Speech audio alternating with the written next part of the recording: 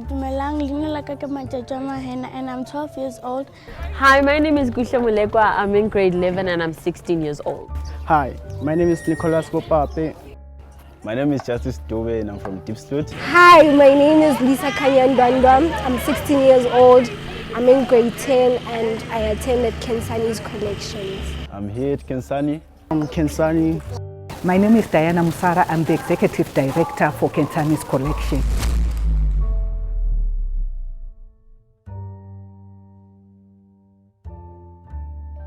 Hi, my name is Khensani. I'm 23 years of age. I'm one of the learners who are here in Khensani's collection. The story behind the Khensani's collection is that I met Shera when we attended Sunday school at Agani. So the story of Khensani's collection. Khensani's collection comes from a young girl. It's based on a young girl called Khensani. Khensani Satole. She was my mentee. We used to go and do maths lessons together, sit and do English. At the time, she couldn't tell the difference between his or her, and she was really, part of a classroom that had so many children. She wasn't getting individual attention. She lived in quite a difficult economic situation, so wherever we could, we'd help her. And I remember a couple of the first times that I used to go with her, I remember saying, is there anything that you need? I didn't come from Diepsloot. I knew nothing about the environment. I'd never been to a home. I didn't know what facility she did, or in her case, didn't have. And I remember one day sitting at a restaurant, and her and I were sitting there in Lone Hill at a little restaurant and having a cold drink, doing some English lessons, and some stranger came up to me and said, well done, and I got so angry. It's like, why are you saying that? Why? Don't feel better about yourself because you said well done, go do something yourself.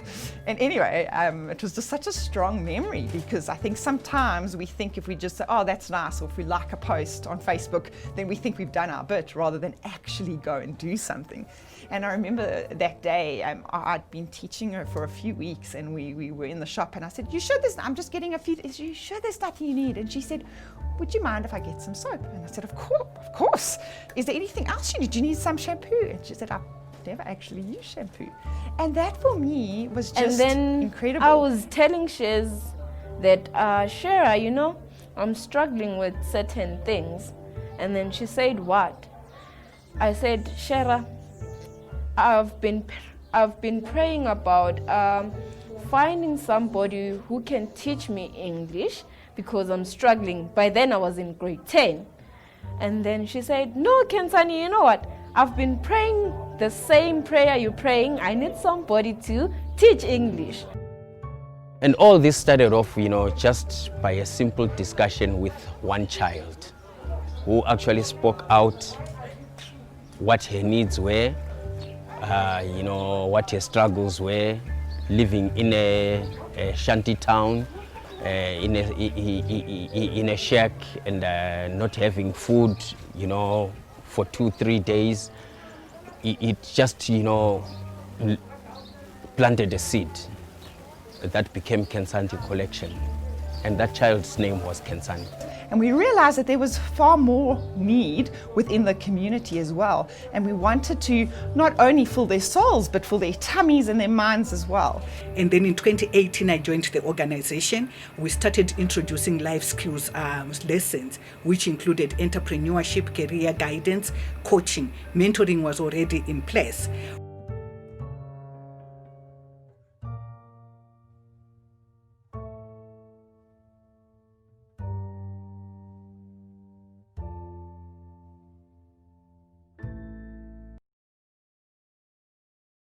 The reason I came here is because at home I don't have electricity. We don't have electricity. We don't have electricity, so I'm struggling to study. There's no electricity, so it's hard to study. There was no electricity in Diepsloot. So as part of the Ecobrick class, we then realized that we needed to put solar. So again, we went and we put solar. So what the children do now is they come to class, they charge their phones. Some of the kids were actually, teenage parents, were actually living with siblings without parents. struggling to have a slice of bread before they go to school in the morning, spending, you know, a whole month or a whole year without a textbook. Whenever they wanted to do their homeworks, the space is not conducive. They are staying in one shack, a family of 4, a family of 7 in other instances. Now there is no way a child can be able to do their homework in that space. It's a lot of noise because of congestion. There is also a challenge of, you know, some families, they are drinking, they are not really supportive when it comes to the thing of education. It's like education is something that must happen at school, but not at home. These learners who found themselves, you know, in a difficult situation whereby, you know, if there is anything that they've not picked up well at school, they can't afford, you know, to go for extra lessons, to hire a private tutor or anything, which is one of the reasons that really gave me the passion, you know, to say, okay, I'm going to come in and have, you know, a time with these kids. After school, I usually come here to have extra lessons every day after school. I do that. So Khensani's collection gave me an opportunity to go to Kiro Academy. I'm very proud of that. I've achieved a lot. I had challenges, many challenges. We didn't have electricity. There was hunger at home, poverty, obviously. So Kiro, Khensani's collection gave me a very big opportunity. I saw that people have care and loved me. So at home, we don't have electricity. And at our house, we have many children, so it's easy for me to read because they are disturbing. My parents, they're saying I should do some work at house, you know, such as cleaning, you know, washing dishes. So here I get enough time and space so that I can do my homeworks and studies. Okay, my name is Brett Sibako. I'm one of the products of Khensani's collections. I'm currently studying at UJ, studying Bachelor's of Accounting. So I started my journey with Khensani's, I think it was back in 2016. I was doing my grade 11. I was struggling with maths. And then I heard about Khensani's because it was coming to our church. So they were going to have a class in our church. Okay, hello guys. My name is William Chivura Ndibo. I live around Diepsloot. I'm studying software development in University of Mpumalanga. So what Khensani did was to just provide us with a teacher to help you with both science, mathematics, geography, and everything. So it kind of like helped me out because, you know, I was struggling with mathematics and getting to Khensani's collection and them helping me with maths. It was kind of like having a tutor, even though I didn't have to pay for it. But then they kind of like, you know, they were kind of like providing me with everything that I needed. I've been a part of Khensani for the past 4 years, and it's been the most rewarding thing I've ever done, the most rewarding and fulfilling thing I've ever done in my life. So recently, not actually recently, it's been an issue that's been for the past few years. We had a lack of space, and our kids were growing, and we ended up in like a small little zinc classroom behind a church. Because we had limited space in terms of our teaching, online learning would then provide us with more opportunities to touch the lives of more students than what we were doing, because we were operating out of one classroom where we had 40 kids. And what we have done is developed what we call a Grow app, okay? And this can be found on Play Store, okay? If you search Grow app Avo Chalk, this app, the vision of this app is to grant all students equal access to education, quality education at that. Our teachers are ranging from teachers who are in KZN who are coming in on Zoom. We have volunteered to teach. We've got one teacher, Michelle, who is based in the United States, who is helping the kids. At the moment, teacher Monique is taking the grade 8s who are busy with their online learning via Zoom at the moment. As well with that challenge, we also realized that although we can do online learning, we also still needed face-to-face. And with face-to-face, that's when the idea of Ecobrick came in, because we needed an extra classroom. We actually discovered something more amazing. And in the beginning of the year, Diana, which is one of the other directors, came across Ecobricks. In terms of the idea of the Ecobrick, I think with us it started where we were looking for, we wanted another class. With 40 kids in one classroom, it was impossible for us to teach them from one class. So that's where the idea was born. And then I went to one workshop where they were talking about Ecobrick, and then it gave me the idea that we can actually use an Ecobrick to build our class. So we came back and the idea was presented to everyone, our directors, and they bought into the idea. So in February, we launched our first Ecobrick. So we started looking around for options around how are we going to be able to build and which building materials can we use which was cost effective. So that was the birth of Ecobrick. So in February 2020, we then launched the Ecobrick project, where we went out and we started doing training, identifying people in the communities that could help us in terms of building the Ecobricks, because the Ecobrick is a brick that is made out of plastic, a plastic bottle and plastic liter. So our launch was, we need to be able to involve the community, number one. We need to involve our students because they had to build their own school. Also to start teaching our students that when you look around your community, if you identify problems that are there, those problems can become opportunities. Again, the vision was also show our community, and especially when you look around Diepsloot with all the litter that is around, to show them that a plastic bottle and plastic litter can become somebody's home, and you can get involved as a community to change your lives instead of us sitting back and complaining about the lack of service delivery. And why Ecobrick's important? Because the plastic otherwise goes into the landfill, and we're running out of space for our landfill. And what are we going to do when we don't have space? We're going to have to go dig another big hole somewhere to kind of throw this rubbish away. This way we use the plastic in bottles, and then we can use them usefully afterwards. And obviously the more bottles we use, the more plastic we're putting away. Medically it's important because plastic otherwise gets burnt, and what it releases into the environment if it gets burnt are petroleum products, so petrol products. And so there's another air pollution if you burn the plastic. Otherwise, plastic disintegrates. I'm sure you've all had bottles that have got in the sun and they've fragmented and they just kind of collapse into smaller and smaller pieces.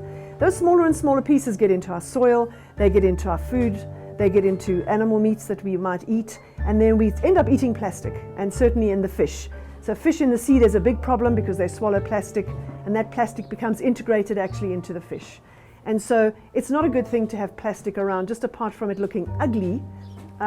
There's just lots of this plastic that otherwise we could get rid of doing something useful with it. So when she asked for people to donate the eco plastics, the 2-liter cool drink bottles, I was very keen to be involved because I had access to those bottles at work, and I was also curious to see what was going to come out, and also for me having an extra classroom for the children here in Diepsloot, whom I had seen the need, was really quite exciting. My name is Akim Zulung, the Secretary of Diepsloot Residents Association. We represent Diepsloot from Extension 1 to Extension 35. This initiative of recycled building, I think is going to work very well since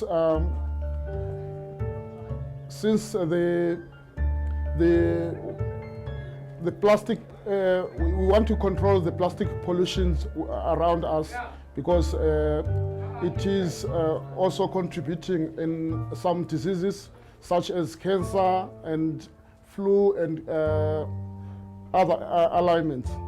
So I think this thing also is going to help us to move away from the shacks. As I speak now, we are from a fire disaster which 7 families, they lost their shacks through the fire, through the negligence of fire. They left a Prema stove unattended, so 7 shacks caught fire last night. So it's getting the kids out and collecting litter, especially non-recyclable. We get it off their streets and into these bottles. We fill it full There's no space here. I think it's minimum 600 grams, and then we build these incredible walls, and it's got cement in between it, and then we're going to cover it in cement, and you won't even know it is made out of plastic. And what's even cooler is if we ever need to move this, you can actually take off the cement and you reuse the bricks, and that is why plastic is so terrible, because it just doesn't break down. And then our other bricks we fill with built-in sand, or a mixture of plastic and sand. And these have to weigh about 3 kilograms. We use it for the foundation, the flooring. That's got to be nice and sturdy. And even these will be used on the roof. We put down netting, and we stack the bricks, and we build a classroom. And it's pretty amazing. Ecobrick is better than a normal standard brick because it can last 10 to 1,000 years. Ungabuilda ngayo uphinde udilize ubuilde futhi kwenye indlu because duration higher and it can last long. We had some challenges building with the Ecobrick, especially when it came to the corners, but we managed to overcome that. The Ecobrick project gave birth to Earthly Touch. It was a company that was registered in 2018, which was dormant. However, with the coming of the team of people like Xolani, who came in and said that they were prepared to donate their time to build Ecobrick, to donate to Khensani, that's how the Earthly Touch became operational. So Earthly Touch then involved a team of young people who came together, who gave up their time to say we are prepared to build a classroom using Ecobricks for Khensani's collection. Hey, my name is Nomcebo. I'm one of the former students here in Khensani since it started in 2015, and actually we have just 5 of us, and right now it has grown so much until now, even building a new class for new students. And the journey for me with Khensani is like I've been studying and I went to college and I've graduated on my college, and it was so amazing, and I have my high certificate in Boston, and right now I'm giving back to the communities so that other children also can participate in Khensani and also get opportunities like I did. So with plastic litter, building a 77 square meter classroom, we managed to get rid of 8.2 tons of plastic litter out of our environment. Khensani e riretse too much. Bana ba tsile mo di strateng ba kra di extra lessons mo ba ile Ecobrick building ya class ba tsena mo class mo knife and safe le nna ke ile computer course because of Khensani. They sponsored my course. So I'm so grateful to Khensani. I'm so proud ntho ba yetsa mo Diepsloot. The organization ka moka tsa lona di khobokane tsa Khensani ntho le yona. We are so grateful, and as a parent I say thank you so much for what you're doing, Khensani. We are so proud. Thank you so much. Igama lami ngiNomcebo Ndwandwa, nginomntana ongena apha eKhensani ongulisa Khanya Ndwandwa. IKhensani incede kakhulu, ndiyababulela ngokuthi abantwana bethu baye ba-improve kuma-subject abo ngokubathitsha kwabo. Yeah, well, this project ihambe kahle, and like iletha izinto eziningi for thina as youth yabo like Diepsloot. And the economic impact from here on can be anything really, because there's always a need for structures, be it storage, classrooms or houses. However, our vision is bigger. Our vision goes beyond just classrooms. It goes further in terms of providing shelter. If you look around Diepsloot itself, it's mostly surrounded by people who are staying in sheds. So our idea is now, first of all, looking at our students and looking at the community, and start one by one student at a time, for us to be able to provide shelter. Ecobrick project will be launched on the 8th of August. The project is aimed at finding innovative ways of recycling plastic and saving the environment from plastic pollution. It will also create jobs and uplift the community through education and skills development. Now, you know, I just saw actually a picture of one of the structures that you built, and I thought to myself, my initial thought was, you know, Diepsloot is of course a community where we see a lot of informal dwellings, and we see a lot of shacks. And I wonder, with the support that you're perhaps receiving from the community of Diepsloot, is there a chance that this could then be expanded at perhaps getting more solid structures than what we're seeing in Diepsloot at the moment? And I suppose you would then have to reach out for some sort of assistance from government to government interventions of sorts. Hi everybody, I'm Nerisha Govender, currently the president of the Randburg Rotary Club. Rotary is basically an international organization of professionals. We get together for primarily fellowship, but also a common need to support the community. One of those needs came about through one of our members, Diana, who's the managing director of Khensani's collection, who joined our club in 2018. She then approached us with, the need of the community, in particular Diepsloot, and the issues surrounding pollution. The Rotary Club of Randburg, which I've been a member now for about 30 years, has done a lot of projects, humanitarian projects throughout the area, and one of our mottos is service above self, and we like to get involved and help in the community with those people less fortunate than ourselves. This particular project is only one of our projects, but it's a very good project. Diana Musara is a member of our club, and several years ago the club looked at this project in Diepsloot called Khensani, which is run by a church.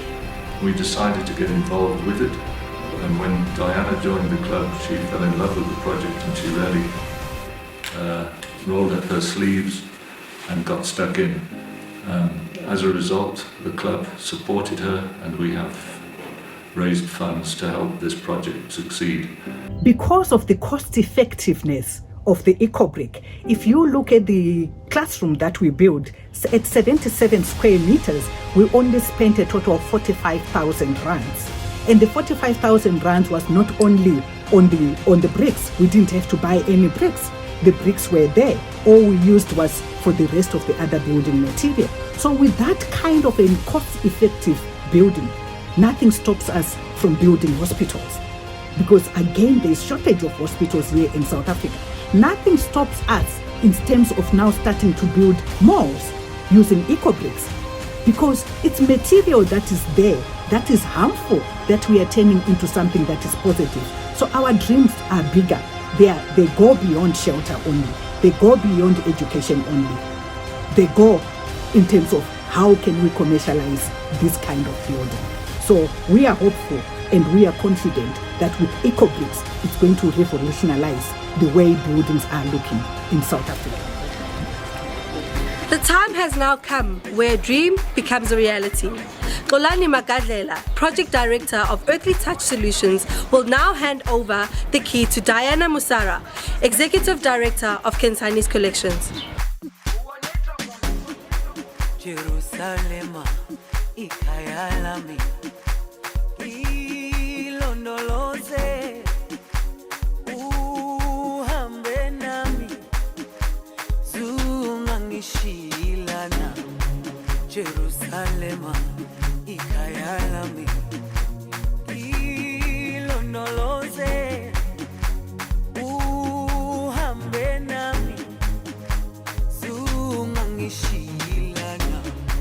Dawo yami ayikholana, buso wami awukholana. Ilondoloze, zuhambe nami, dawo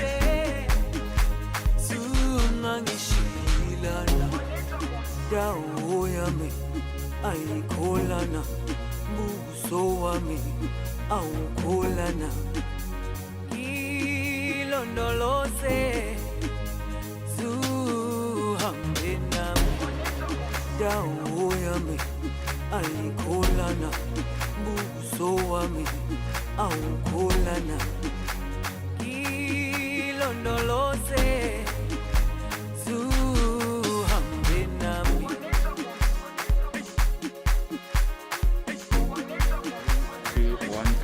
It is absolutely amazing to see the joy that this project has brought into the community of Diepsloot and its students. This project is going to change the perception that South Africa has on recyclable materials in construction. Thank you so much for joining us today. And in the words of the late Nelson Mandela, what counts in life is not the mere fact that we have lived. It was a difference we have made to the lives of others that will determine the significance of the life we led. I would like to take the opportunity to thank the following people who contributed to the success of our building. Without their support, this building would not have become a reality. A big thank you to the directors of Khensani. A big thank you to Pastor Floti. Without the land that he has given to us, we would not have been in a position to build.